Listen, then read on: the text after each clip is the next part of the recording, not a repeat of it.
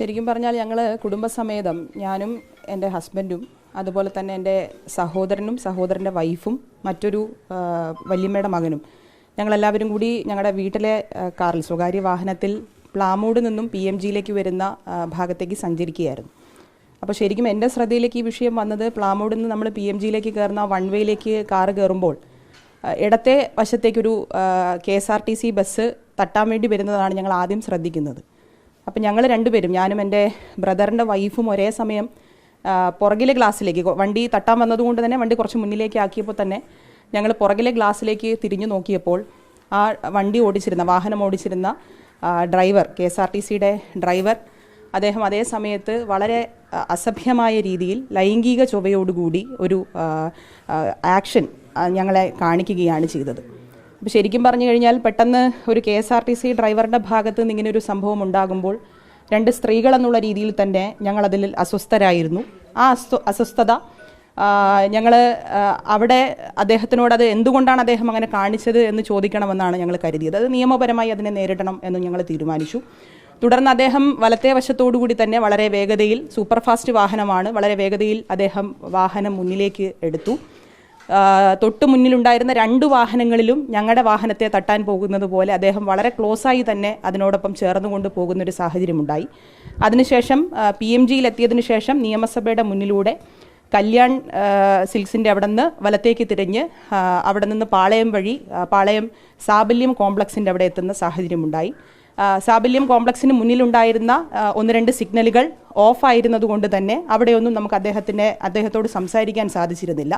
എന്നാൽ അദ്ദേഹം തന്നെ സൂചിപ്പിക്കുന്നത് പോലെ സാബല്യം കോംപ്ലക്സിന് മുന്നിലുണ്ടായിരുന്ന സിഗ്നൽ റെഡ് സിഗ്നൽ ആയിരുന്നു. എല്ലാ വാഹനങ്ങളും അവിടെ നിർത്തിയിട്ടിരുന്ന സമയത്ത് ഞങ്ങളുടെ വാഹനവും ഞങ്ങൾ നിർത്തി അദ്ദേഹത്തോട് സംസാരിക്കുന്ന സാഹചര്യമുണ്ടായി. സംസാരിക്കാൻ വേണ്ടി ആദ്യം ചെല്ലുമ്പോൾ തന്നെ അദ്ദേഹം വളരെ റേസായിക്കൊണ്ട്, ആ വീഡിയോയിൽ കാണുന്നത് പോലെ വളരെ റേസായിക്കൊണ്ട് നിങ്ങൾ ആരാണെങ്കിലും എനിക്ക് പ്രശ്നമില്ല എന്ന് പറയുന്ന രീതിയിൽ അദ്ദേഹം സംസാരിക്കുകയുണ്ടായി.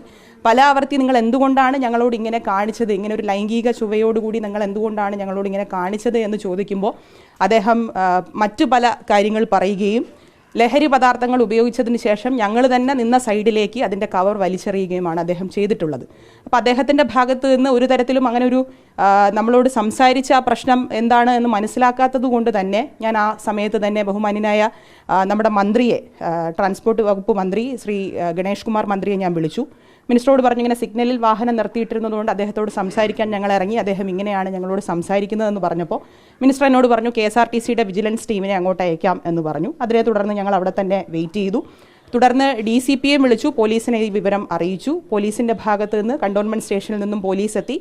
അദ്ദേഹത്തോട് കാര്യം ചോദിച്ചപ്പോൾ അപ്പോഴാണ് അദ്ദേഹം കുറച്ച് മാന്യമായ രീതിയിൽ സംസാരിക്കാൻ തുടങ്ങിയത്. അതുവരെ ആ വീഡിയോയിൽ കാണുന്നത് പോലെ ബസ്സിനകത്തിരുന്നു കൊണ്ട് വളരെ മോശമായ രീതിയിൽ അദ്ദേഹം സംസാരിക്കുകയാണ് ഉണ്ടായത്.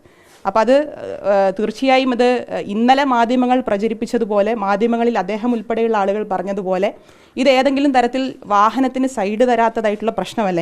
എൻ്റെ ഒരു അഭ്യർത്ഥന എന്ന് പറയുന്നത്, ദയവായി സ്ത്രീകൾക്കെതിരെ ഉണ്ടാകുന്ന ഇത്തരം അതിക്രമങ്ങൾ അതിനെ പ്രതികരിക്കുമ്പോൾ ആരും ഇതിനെ വളരെ കുറഞ്ഞ രീതിയിൽ ഇതൊരു സൈഡ് കൊടുക്കാത്തൊരു പ്രശ്നമാണ്, വാഹനങ്ങൾ തമ്മിൽ അങ്ങനെ ഒരു പ്രശ്നം ഉണ്ടായതാണ് എന്ന് കരുതരുത് എന്നുള്ള അഭ്യർത്ഥനയാണ് എനിക്ക് മുന്നോട്ട് വയ്ക്കാനുള്ളത്.